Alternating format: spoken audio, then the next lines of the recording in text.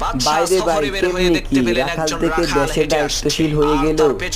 পুরো ভিডিওটা দেখেন তাহলে বুঝতে পারবেন। ভিডিওটি ভালো লাগলে ভিডিওতে একটি লাইক করে চ্যানেলটিকে সাবস্ক্রাইব করে পাশে থাকুন। দেখে বাদশা খুবই আশ্চর্য হয়ে সেই রাখালকে জিজ্ঞেস করলেন, কি ব্যাপার, এই অসভ্য ছাগলগুলোকে তুমি সভ্য বানাইছো কেমনে?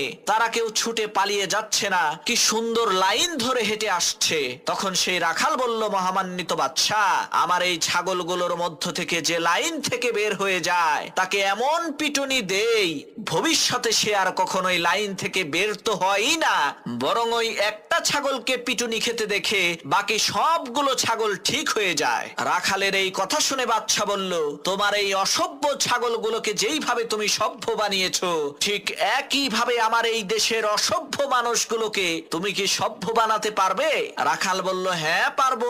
বাদশা বলল, তাহলে আজ থেকে তুমি প্রধান বিচারপতির দায়িত্ব পালন করবা। পরে